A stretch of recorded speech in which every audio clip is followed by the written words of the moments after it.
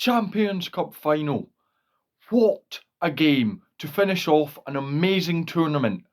Oh my goodness. And you thought we couldn't get any better than last year. You thought, oh, you can't win any more dramatically. La Rochelle cannot do it twice in a row. Well, my friends, you are mistaken on all accounts. Leinster went 17-0 up after about 12 minutes, and La Rochelle fought back to win it by a point. What a game. Let's get into it. Viva Stadium.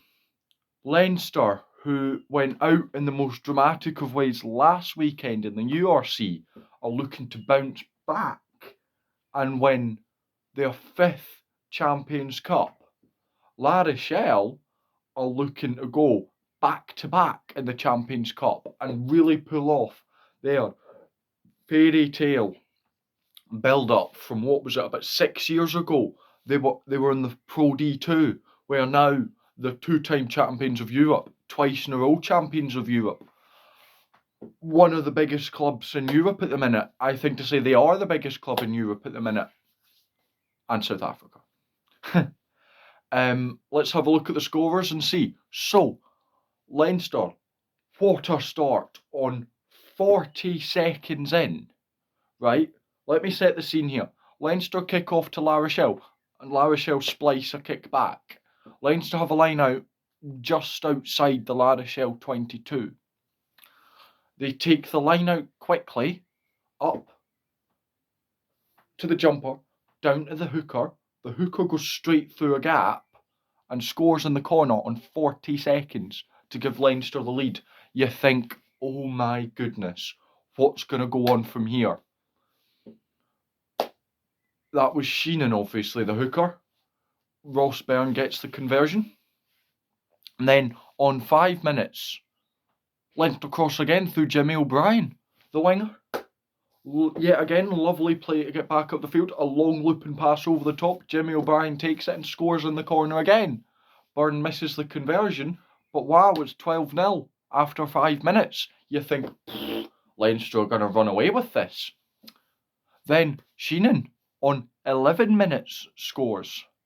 So it's Ross Byrne misses the conversion again, but it's 12 minutes gone. It's 17-0 to Leinster. You go, Leinster have gone absolutely nuts.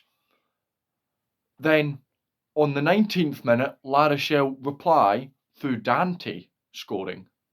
And what a try that was. Just big Dante doing big Dante things and battering straight through the Leinster defence. You can tell I'm excited because I was absolutely enthralled by this game. Brilliant game. I don't know if enthralled's even a word, although I have just invented it if it's not. You think, okay, it starts to calm down a bit. La Rochelle get the conversion. It's 17-7. You know, okay, La Rochelle, Leinster are still obviously pushing ahead, but La Rochelle aren't quite out of it. They're only 10 behind. Leinster get a couple of penalties on the 23rd and 30th minute. You go, at this point it'll be 23-7. Closing in on half time, you're going, is this too much for La Rochelle? Well, Seyu Tene didn't think so when he crossed on the 37th minute, with Hastory getting the conversion on the 38th minute to put it 23-14, and that was the halftime score. Brilliant physicality, some huge hits, some all-out rucking. Some people say the game's gone soft. Show them that game. That was not soft. That was pure. Some of the best rugby players in Europe, if not the world, going in at each other. It was peak entertainment. Then we get to the second half. You go, oh boy, can this get any better? Well, my friend, it can. Now, to be fair, the second half was quite slow. La Rochelle got a penalty on 43. Leinster got a penalty on 46. La Rochelle got a penalty on 49. So it's kind of juggling about a bit. At this point, it's 26-21, I believe, if I've done my maths right. No, it's 26-20. I'm bad at maths. It's 26-20 to Leinster. So La Rochelle are within striking distance. They're within the 7 points. And it stays like that. La Rochelle, for basically from the 50th minute onwards, basically, they are pummeling at Leinster, and Leinster are holding. La Rochelle are pummeling, and Leinster are holding until the 71st minute. It takes La Rochelle a good solid 15 to 20 minutes of pure on hitting Leinster time and time again when Colombe, probably pronounced that wrong, scores. All up to Hastroy. La Rochelle are 25-26 down. Hastroy with a kick on the 72nd minute, and he gets it to put La Rochelle 26-27 up. You go, oh my goodness, what a game this is. Fast forward, there's yellow cards to both Leinster and La Rochelle, so it's 14 aside at this point. Leinster then get right down on the La Rochelle line with about 2 minutes left. You go, oh, Leinster going to pull the reverse and they score the last minute this time to win the game. No. Leinster choke. Leinster throw away. Leinster give away a red card while attacking. Alatoa stupidly just flies in with his shoulder into a rock. Bop. That's it done. Penalty. Well, red card for Leinster, but more importantly, penalty to La Rochelle allows them to stop Leinster's attack and clear their lines. At this point, there's about a minute and a half left. La Rochelle play the line out, play a couple of phases, kick it out, win the game. And what a game it was. 80% of you guys, I did a poll, 80% of you guys said Leinster would win. I said Leinster would win. Leinster didn't win, if I've not made that clear enough. And you probably already knew that. What a game. Absolutely brilliant. One of the best games for a long, long time. Just as well that's, the end of European rugby, because how you get better from that, I don't know. You've got the URC and Premiership finals next week. I don't know if they'll get any better. I hope they will, although I very, very much doubt it. Yeah, La Rochelle go back to back. Leinster go a second season in a row trophyless.